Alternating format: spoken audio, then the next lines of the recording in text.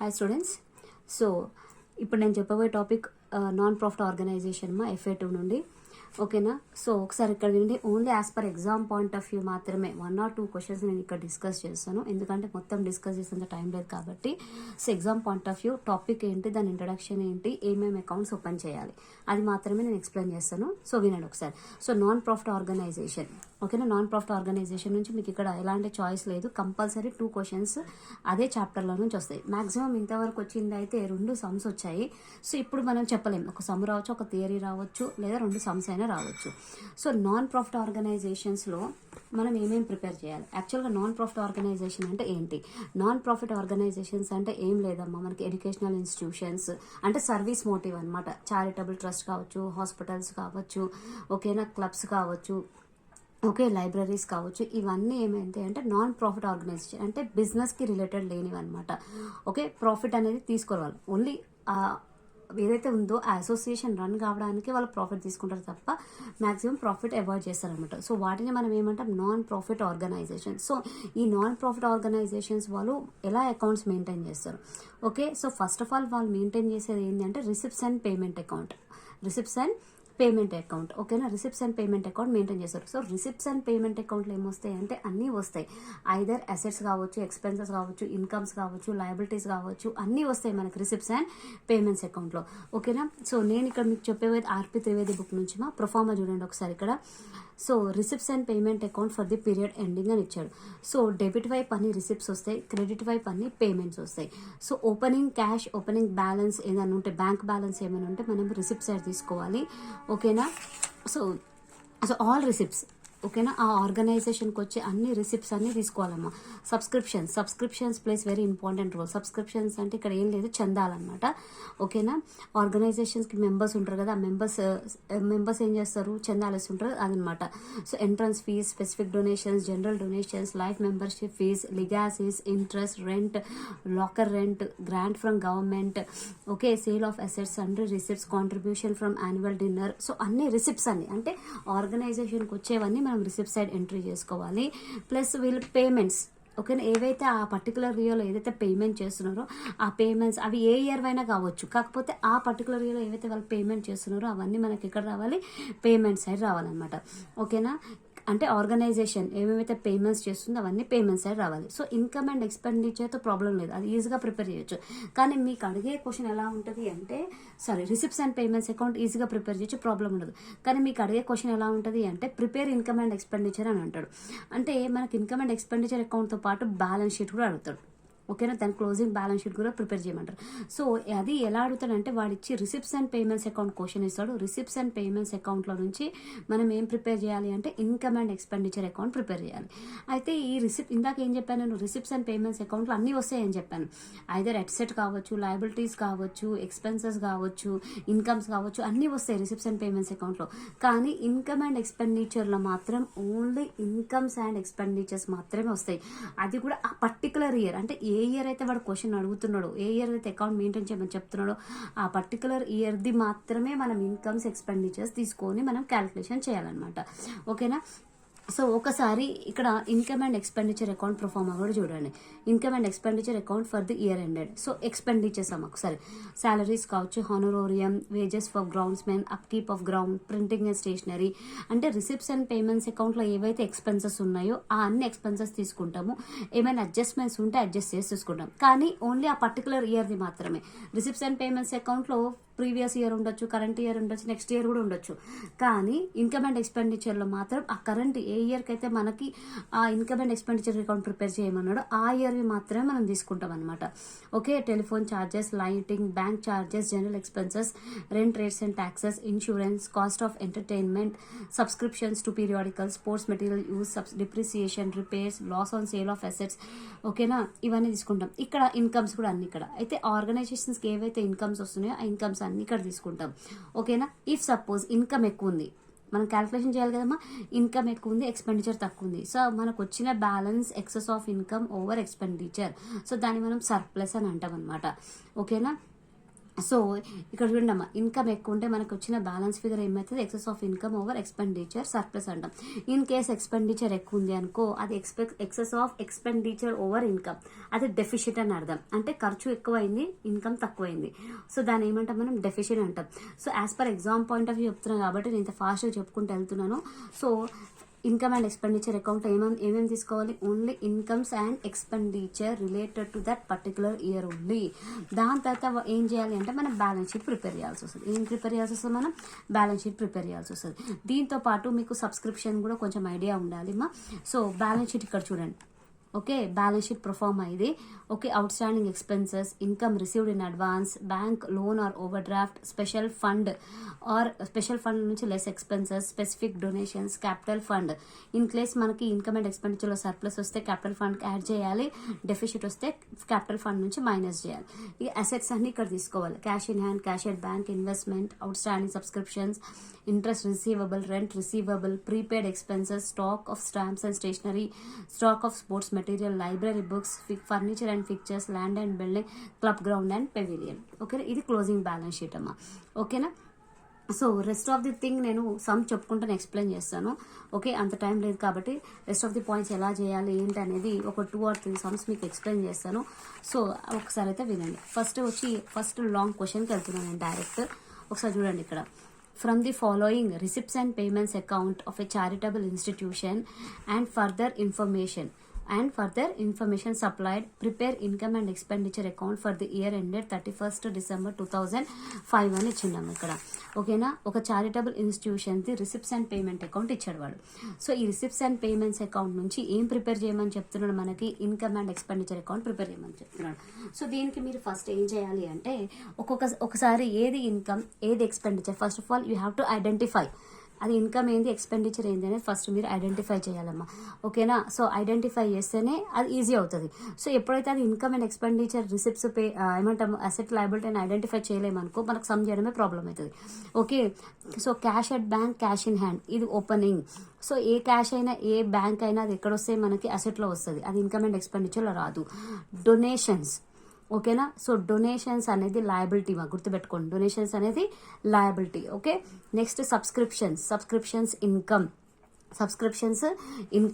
Okay, endowment fund receipts కూడా income. Okay, first నేను ఇక్కడ మీకు ఐడెంటిఫై చేపిస్తున్నాను ఏది ఇన్కమ్ ఏది కాదు అనేది. So subscriptions receipts income. Endowment fund is nothing but it is a liability. Legacies కూడా liability. Okay, interest on investments ఏమవుతుంది, అది ఇన్కమ్ అవుతుంది.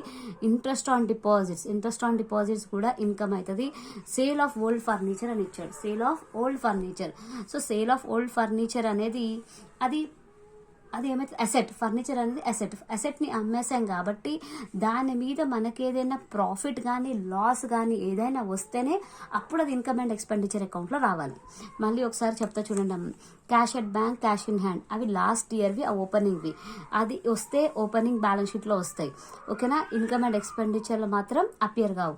Okay, donations liability, subscriptions income, endowment fund. Okay,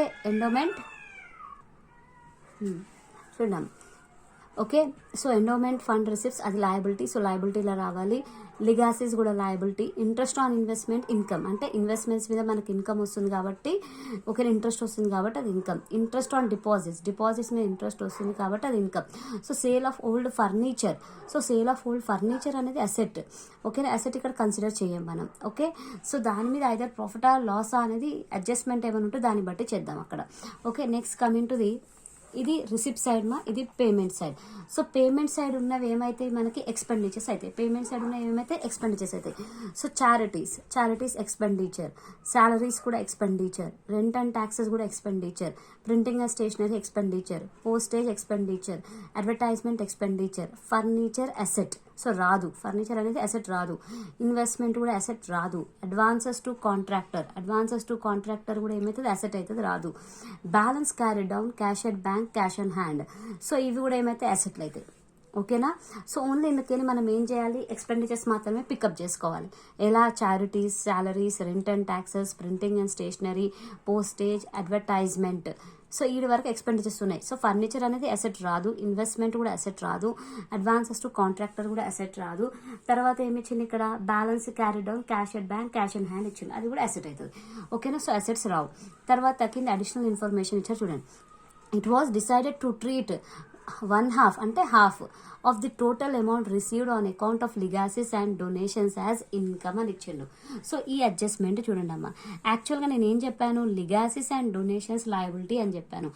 అయితే వీడు ఏమంటున్నాడు ఇక్కడ, half of amount of legacies and half of amount of డొనేషన్స్ని ఇన్కమ్గా ట్రీట్ చేయమంటున్నాడు. అంటే డొనేషన్స్ 8,000 ఉంది, 8,000లో హాఫ్ అమౌంట్ ఎలా ట్రీట్ చేయమంటున్నాడు, ఇన్కమ్గా ట్రీట్ చేయమంటున్నాడు. అంటే హాఫ్ అమౌంట్ ఏమో మనం ఇన్కమ్లో వేసుకోవాలి, అంటే ఇన్కమ్ అండ్ ఎక్స్పెండిచర్లో వేసుకోవాలి, రిమైనింగ్ హాఫ్ ఎక్కడ వేసుకోవాలి, లయబిలిటీలో వేసుకోవాలి. Same legacies donations same adjustment. తర్వాత ఏమిచ్చింది చూడండి, 200 ఆర్ ఓయింగ్ ఫర్ రెంట్. ఓకేనా, 200 ఆర్ ఓయింగ్ ఫర్ రెంట్ అంటే అవుట్ స్టాండింగ్. ఓయింగ్ అంటే ఏంటమ్మా, out standing. So rent out standing ఎంత ఉంది, 200. సో ఈ 200 ఏం చేయాలి మనం, ఈ రెంట్ అండ్ ట్యాక్సెస్కి యాడ్ చేయాలి. తర్వాత 300 రూపీస్ 300 ఫర్ శాలరీస్ అన్నాడు, means outstanding salaries. So ఈ శాలరీస్కి ఈ 300 ఏం చేయాలి, యాడ్ చేయాలి. And ₹50 for advertisements. సో అడ్వర్టైజ్మెంట్స్కి అవుట్ స్టాండింగ్ ఎంత ఉంది, 50 యాడ్ చేయాలి. తర్వాత ఏమిచ్చింది చూడండి, interest on investment 500 add accrued అన్నాడు. సో ఇంట్రెస్ట్ ఆన్ ఇన్వెస్ట్మెంట్ ఎంత ఉందా మేడం, 9,500 ఉంది. ఈ 9,500కి ఈ 500 అమౌంట్ యాడ్ చేయాలి. ఓకేనా, ఎందుకంటే అది ఇంకా రిసీవ్ చేసుకోలేదు అన్నాడు. బట్ వాజ్ నాట్ రిసీవ్డ్ అంటే ఏదైతే 500 రూపీస్ ఇంకా రావాలో ఇంట్రెస్ట్ ఆన్ ఇన్వెస్ట్మెంట్స్ అది రాలేదు, ఇన్వెస్ట్మెంట్స్ మీద రాలేదు. సో ఈ 500 ఏం చేయాలి, ఇంట్రెస్ట్ ఆన్ ఇన్వెస్ట్మెంట్స్కి యాడ్ చేయాలి. సో ఫస్ట్ ఆఫ్ ఆల్ ఇలా ఐడెంటిఫై చేసిన తర్వాతనే మీరు సమ్ చేయడానికి వీలవుతుంది. So identification is important. అందులో ఏది ఇన్కమ్, ఏది ఎక్స్పెండిచర్, అసెట్ ఏంది, లయబిలిటీ ఏంది అని ఫస్ట్ ఐడెంటిఫై చేయాలి. ఓకే, సో సమ్ చెప్తాను ఇక్కడ వినండి ఒకసారి. So income and expenditure account for the year ended, for the year ended 31st December 2005. Okay, so ఒకసారి ఇక్కడ క్వశ్చన్ చూడండి మీరు, 31st December 2005 క్వశ్చన్ చూడండి ఒకసారి ఇక్కడ. సో ఫస్ట్ నేను ఏం చెప్పానమ్మా, ఇక్కడ డెబిట్ సైడ్ అన్ని రిసిప్ట్స్ చెప్పాను, అవునా కదా. సో రిసిప్ట్స్ అన్ని ఇన్కమ్లో వస్తాయి, రిసిప్ట్స్ అన్నీ కాదు, అందులోకి ఇన్కమ్స్ మాత్రమే తీసుకోవాలి మనం. Okay, so cash it bank, cash in hand అది ఓపెనింగ్, అది ఇక్కడ రాదు. డొనేషన్స్ ఇచ్చాడు, డొనేషన్స్లో వాడు ఏమన్నాడు, యాక్చువల్ డొనేషన్స్ లయబిలిటీ అని చెప్పాను, కానీ అడ్జస్ట్మెంట్లో ఏమని చెప్పాడు, హాఫ్ ఆఫ్ అమౌంట్ అని అన్నాడు. ఏమన్నాడు, హాఫ్ అమౌంట్ తీసుకోవాలి. So by donations, actual donations ఎంత ఉంది, 8,000 ఉంది. 8,000లో హాఫ్ ఎంత, 4,000 ఇక్కడ తీసుకోవాలి. 8,000లో హాఫ్ ఎంత, 4,000 తీసుకోవాలి. ఓకే, డొనేషన్స్ తర్వాత నెక్స్ట్ మనకి ఇచ్చింది ఏంది ఇక్కడ, సబ్స్క్రిప్షన్స్. ఏమి ఇచ్చాడు మనకి, సబ్స్క్రిప్షన్స్కి ఎలాంటి అడ్జస్ట్మెంట్ లేదు. యాక్చువల్ సబ్స్క్రిప్షన్స్కి అడ్జస్ట్మెంట్స్ ఉంటాయి, కానీ ఇక్కడ ఎలాంటి అడ్జస్ట్మెంట్ లేదు సబ్స్క్రిప్షన్స్కి. ఓకేనా, సో కనీసం సో ఇక్కడ సబ్స్క్రిప్షన్స్ అమౌంట్ ఎంత ఇచ్చాడు మనకి, 4,000 ఇచ్చాడు. సబ్స్క్రిప్షన్ అమౌంట్ ఎంత ఇచ్చాడమ్మా, 4,000. So by subscriptions, so subscriptions amount ఎంత, 4,000. ఓకే, నెక్స్ట్ ఏమి ఇచ్చాడు, ఎండోమెంట్ ఫండ్ అంటే లయబిలిటీ. ఎండోమెంట్ ఫండ్ అనేది ఏమవుతుంది, లయబిలిటీ అవుతుంది. సో ఎండోమెంట్ ఫండ్ ఇక్కడ తీసుకోము. లిగాసిస్, యాక్చువల్ లిగాసిస్ కూడా లయబిలిటీ, కానీ లిగాసిస్కి అడ్జస్ట్మెంట్ ఏమని ఇచ్చాడు, హాఫ్ ఆఫ్ అమౌంట్ ఇన్కమ్ అన్నాడు కాబట్టి, సో బై లిగాసిస్ ఎంత ఉంది, 6,000 ఉంది. 6,000లో హాఫ్ చేయండి అమ్మ. 6,000లో హాఫ్ చేస్తే ఎంత, 3,000. తర్వాత ఏమి ఇచ్చింది మనకి, ఇంట్రెస్ట్ ఆన్ ఇన్వెస్ట్మెంట్ అది income direct, by interest on investment. So interest on investment ఎంత ఉంది, 9,500. దానికి అడ్జస్ట్మెంట్ ఏమన్నాడు, 500 ఇంకా రావాలి, స్టిల్ 500 రావాలి. సో యాడ్, ఓకేనా, still receivable. Okay, add. Okay, so interest on ఇన్వెస్ట్మెంట్కి యాడ్ అక్రూడ్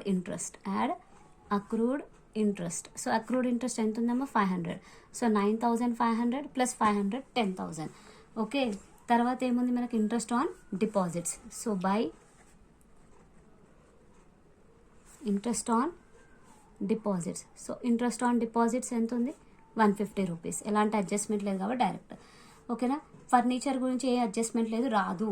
ఓకేనా, ఫర్నిచర్కి ఇక్కడ ప్రాఫిట్ వచ్చిందా, లాస్ వచ్చిందని ఏమైనా అడ్జస్ట్మెంట్ ఉంటే మనం ఏం చేయగలుగుతాం. సో ఫర్నిచర్ అనేది అసెట్, సో ఇక్కడ రాదు. Next coming to the expenditure side. ఓకేనా, సో ఎక్స్పెండిచర్ సైడ్ ఒకసారి ఇక్కడ చూడండి, బై చారిటీస్. సో చారిటీ ఇవ్వడం. సో అదేమవుతుంది ఎక్స్పెండిచర్ అవుతుంది. So 2 charities 14,500. నెక్స్ట్ శాలరీ కూడా ఏంది ఎక్స్పెండిచర్. సో శాలరీస్కి అవుట్ స్టాండింగ్ ఉంది. So 2,600 plus out standing salaries. So out standing salaries ఎంత ఉంది ఇక్కడ మనకి 300. అవుట్ స్టాండింగ్ శాలరీస్ 300 ఉంది. సో 2,900. తర్వాత ఏమి ఇచ్చింది రెంట్ అండ్ ట్యాక్సెస్, అది కూడా expenditure. 2 rent and taxes. So rent and taxes కూడా అడ్జస్ట్మెంట్ ఉంది 1,200 plus out standing rent. Out standing rent ఎంత ఇచ్చింది మనకి అడ్జస్ట్మెంట్లో 200. సో ఇక్కడ ఎంత వస్తుంది 1,400. తర్వాత నెక్స్ట్ ప్రింటింగ్ అండ్ స్టేషనరీ ఇచ్చాడు. ఏమి ఇచ్చాడమ్మా printing and stationery. 2 printing and stationery. So ఏం అడ్జస్ట్మెంట్ లేదు, డైరెక్ట్గా తీసుకోండి 300. నెక్స్ట్ 2 పోస్టేజ్ కూడా ఏ అడ్జస్ట్మెంట్ లేదు, అది కూడా ఎక్స్పెన్స్ కాబట్టి డైరెక్ట్ తీసుకోండి. Next advertisement. సో అడ్వర్టైజ్మెంట్కి ఏముంది అడ్జస్ట్మెంట్ ఉంది. సో అడ్వర్టైజ్మెంట్ కూడా ఎక్స్పెన్స్ కాబట్టి అది కూడా అవుట్ స్టాండింగ్ అమౌంట్ ఉంది. Advertisement 50 rupees. ఇక్కడ చూడండి అడ్వర్టైజ్మెంట్ 50 రూపీస్ అవుట్ స్టాండింగ్ ఉంది. So out standing 50 rupees add చేయండి. సో 250కి 50 యాడ్ చేస్తే ఎంత 300. నెక్స్ట్ ఏమి ఇచ్చింది ఫర్నిచర్ రాదు. అడ్వాన్సెస్ టు కాంట్రాక్టర్ రాదు. ఓకేనా. Balance cash at bank, cash in hand కూడా రాదు. ఓకే. సో ఇప్పుడు ఏం చేయండి టోటల్ చేసేసేయండి అమ్మా. Debit separate, credit separate. అంటే ఇన్కమ్ సపరేట్ టోటల్ చేయండి, ఎక్స్పెండిచర్ సపరేట్ టోటల్ చేయండి. ఓకేనా. సో ఇక్కడ టోటల్ చేస్తే మనకి ఇది ఎంత వస్తుంది మనకి ఇక్కడ ఇన్కమ్ ఎక్కువ ఉంది 21,150 వస్తుంది. 21,150 ఏదైతే ఎక్కువ ఉందో అది ఫస్ట్ టోటల్ వేసేసుకోండి. సో ఇన్కమ్ సైడ్ ఎక్కువ ఉంది, ఎక్స్పెండిచర్ సైడ్ తక్కువ ఉంది. Okay. So 14,500 plus 2,900 plus 1,400 plus 300 plus 100 plus 300. ఓకేనా. సో ఇవన్నీ యాడ్ చేసి మైనస్ చేయండి. ఇన్కమ్ ఎక్కువ ఉంది కాబట్టి మనకు వచ్చిన బ్యాలెన్స్ ఫిగర్ ఇక్కడ ఏమవుతుంది సర్ప్లస్ అవుతుందమ్మా. వచ్చిన బ్యాలెన్స్ ఫిగర్ ఏమవుతుంది ఇక్కడ సర్ప్లస్. సో ఈ సర్ప్లస్ని ఏమనాలి మనం excess of income over expenditure. ఓకేనా. Excess of income over expenditure. Income ఎక్కువ ఉంది, ఎక్స్పెండిచర్ తక్కువ ఉంది. ఓకేనా. సో ఈ మొత్తం టోటల్ చేసి ఇవన్నీ మైనస్ చేస్తే నాకు వచ్చిన బ్యాలెన్స్ ఫిగర్ 1650. ఇది సర్ప్లస్. ఓకే. నాకు తెలిసి ఫస్ట్ టైం అర్థమైంది అనుకుంటా. ఎందుకంటే as per exam point of view మాత్రమే నేను ఏదో ఫాస్ట్గా చెప్పేశాను. బట్ మీరు ఫస్ట్ ప్రొఫార్మా చూసుకోవాలమ్మా. ఓకేనా. ఏమే ప్రొఫార్మా చూసుకోవాలి, income and expenditure account proforma చూసుకోవాలి, సబ్స్క్రిప్షన్స్ ప్రొఫార్మా చూసుకోవాలి, దాంతోపాటు బ్యాలెన్స్ షీట్ ప్రొఫార్మా చూసుకోవాలి. ఓకేనా. I think it is clear for you first question. So next వీడియోలో ఇంకో మెథడ్ చెప్తాను నేను. ఓకే.